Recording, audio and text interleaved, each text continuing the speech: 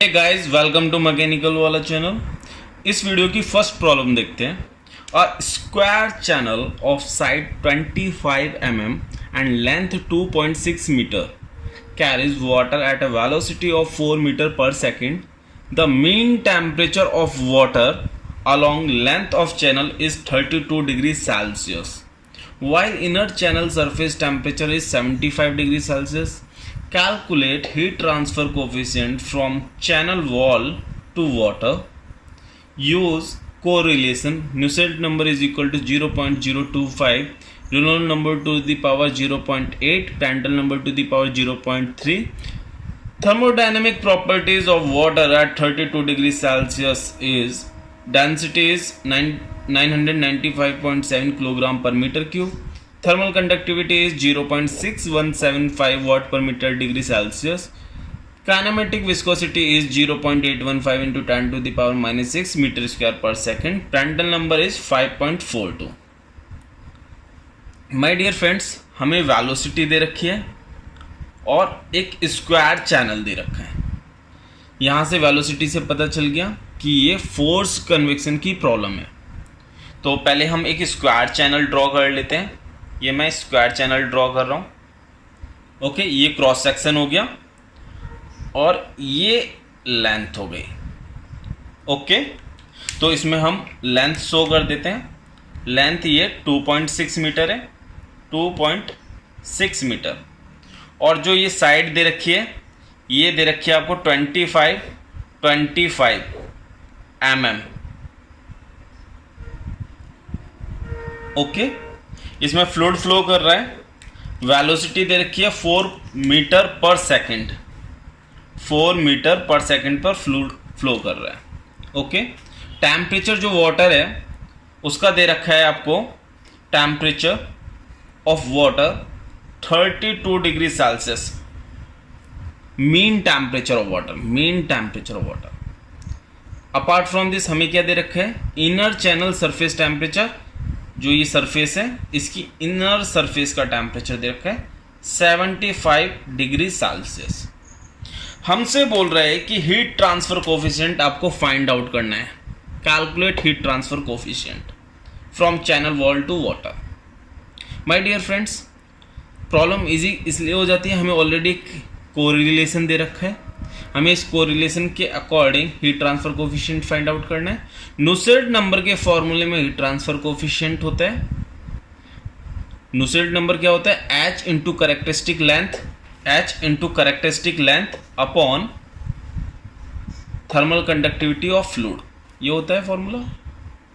ये characteristic length है। यहां पर करेक्टरिस्टिक लेंथ क्या होगी? Hydraulic diameter.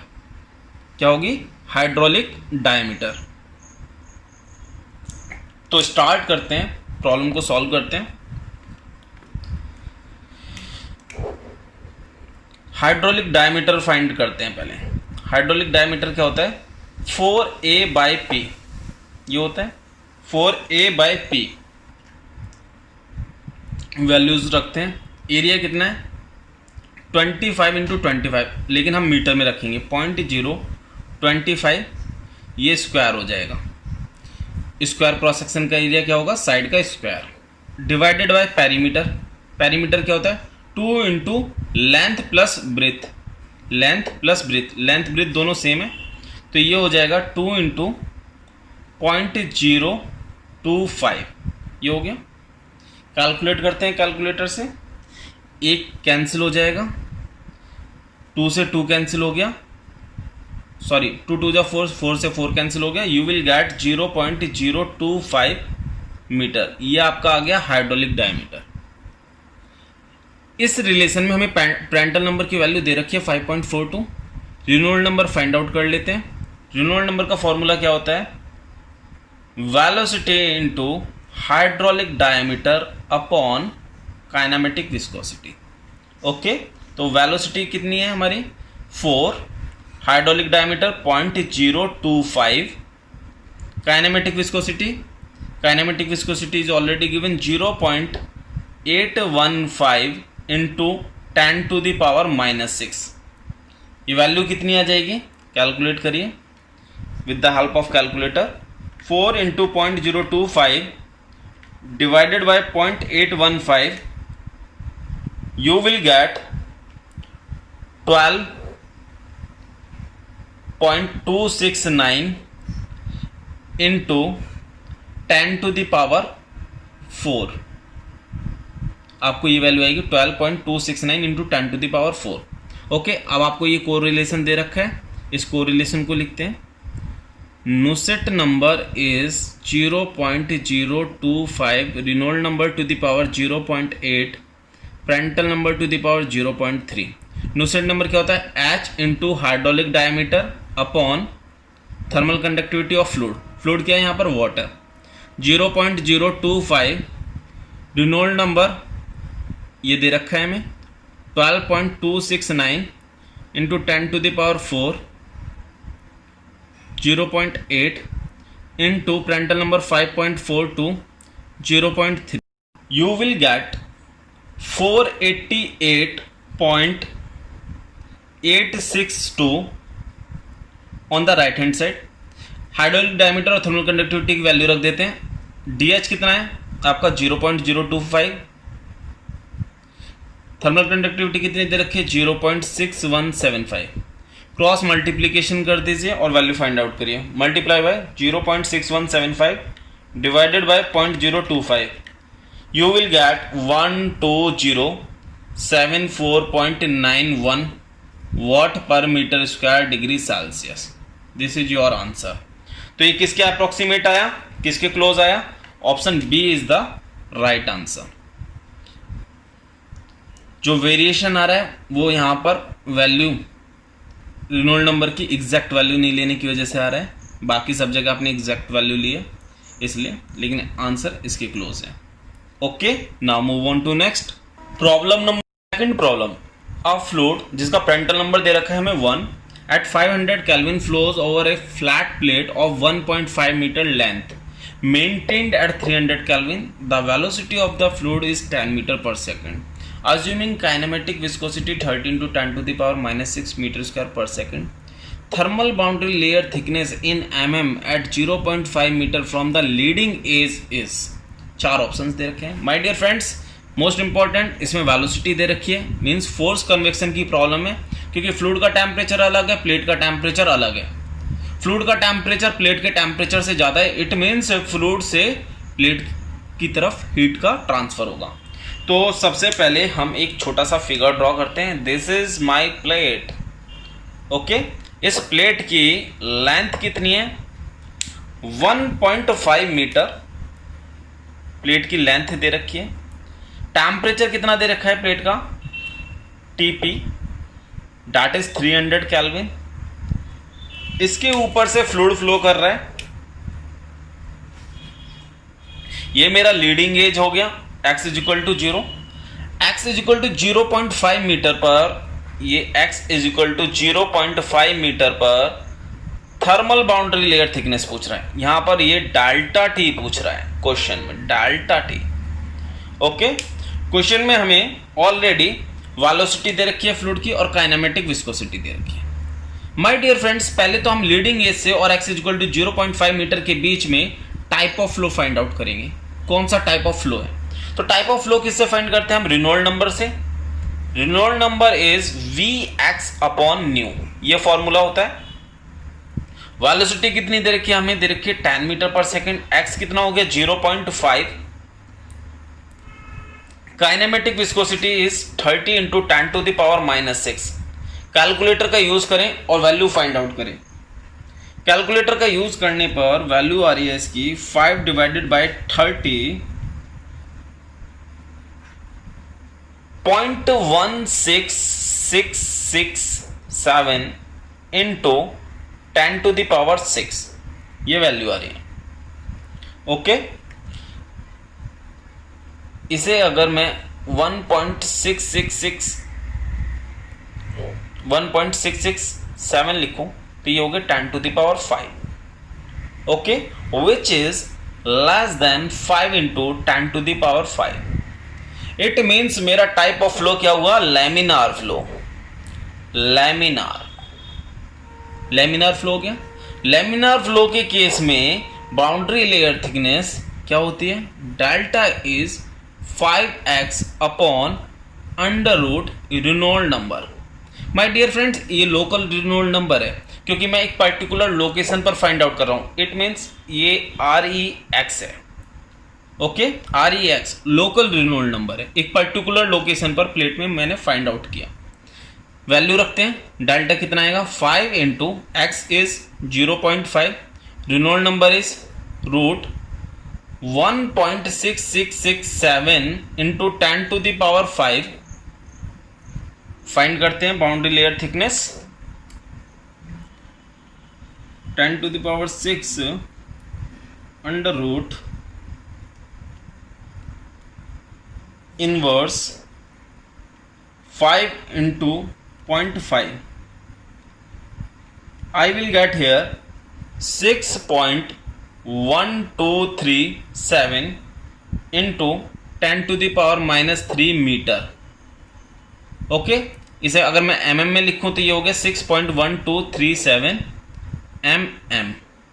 मीटर को mm में कन्वर्ट कर दिया। अब प्रेंटल नंबर का फॉर्मूला क्या होता है, Prandtl number is del by delta T का होल क्यू, ये होता है। लेकिन हमें प्रेंटल नंबर कितना दे रखा है 1। इट मीन्स अगर प्रेंटल नंबर 1 लिखा है तो डेल और डेल टी दोनों क्या होंगे, इक्वल होंगे। यहां से क्या निकल के आया, del is equal to del T. Clear. तो जितनी मेरी ये बाउंड्री लेयर थिकनेस आई उतनी ही मेरी थर्मल बाउंड्री लेयर थिकनेस होगी, which is equal to 6.1237 mm।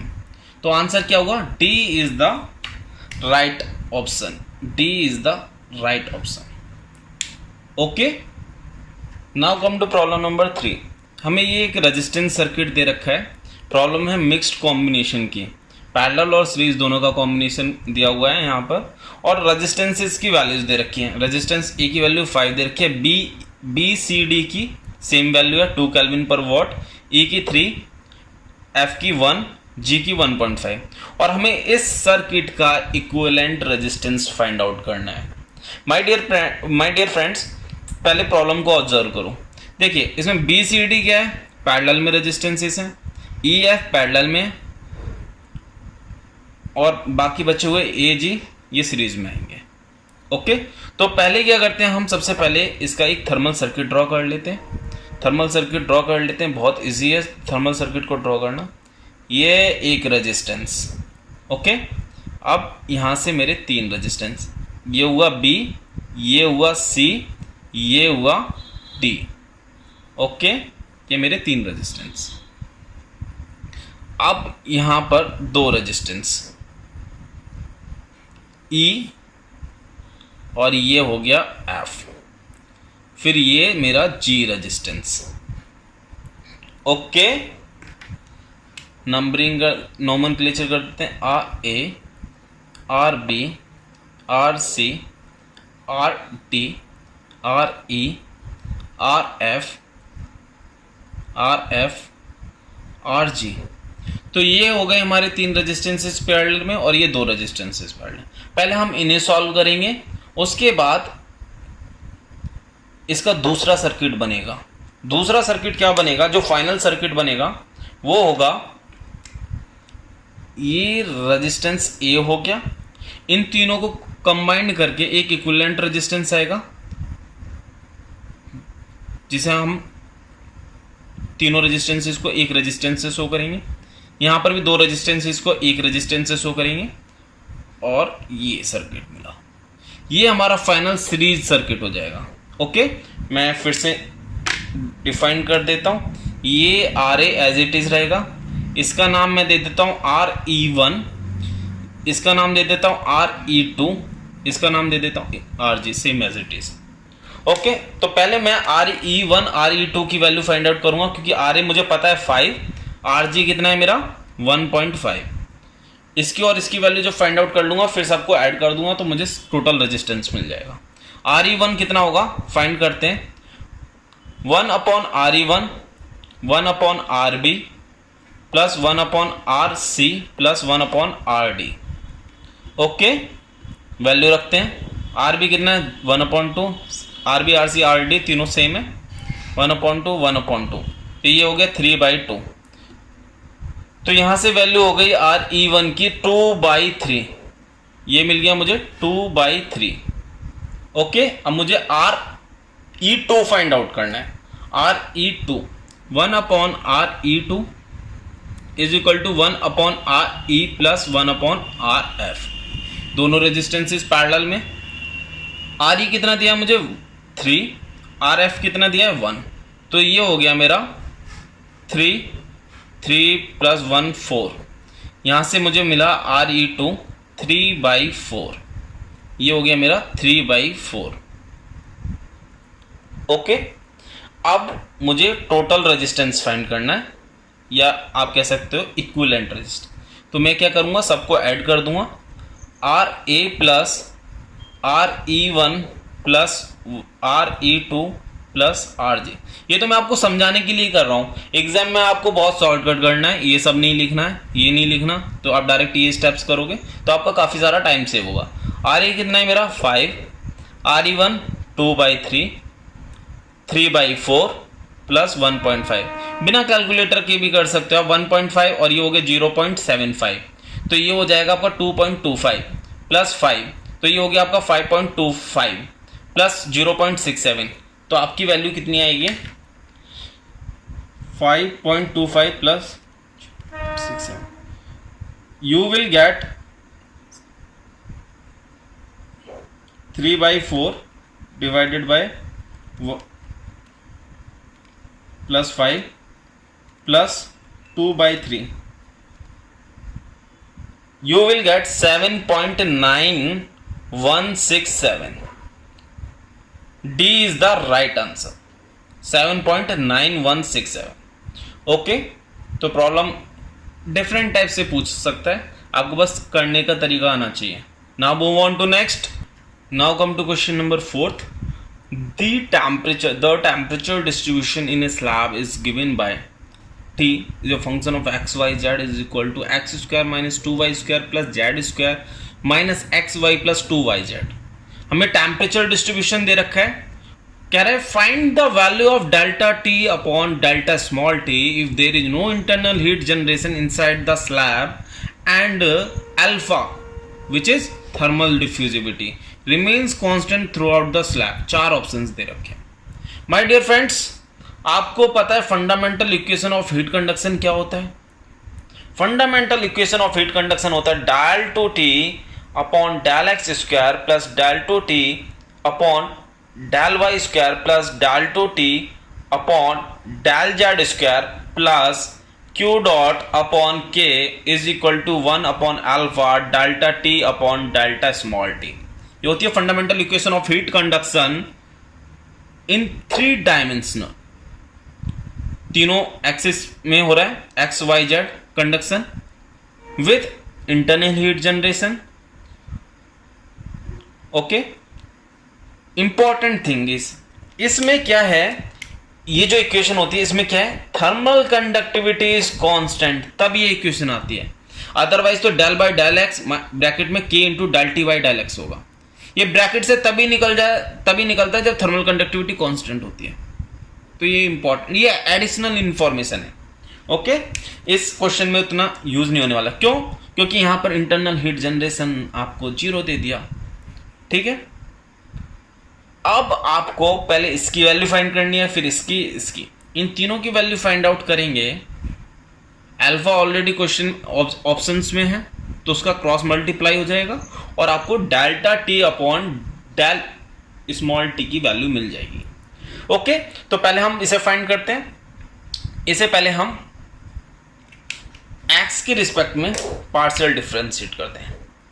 Del T upon del X कितना हो जाएगा इसका 2x minus 0 plus 0 minus Y into 1 plus 0।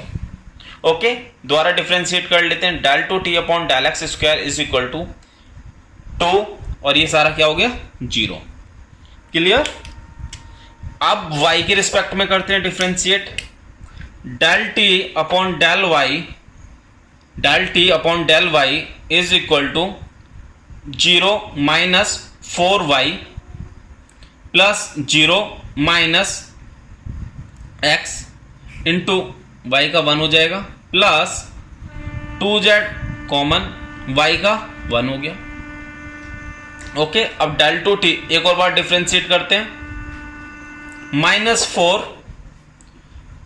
ये सारा 0 हो जाएगा क्योंकि y है नहीं तो डिफ्रेंशिएट होगा नहीं। Del T by del Z करते हैं जेड के रिस्पेक्ट में।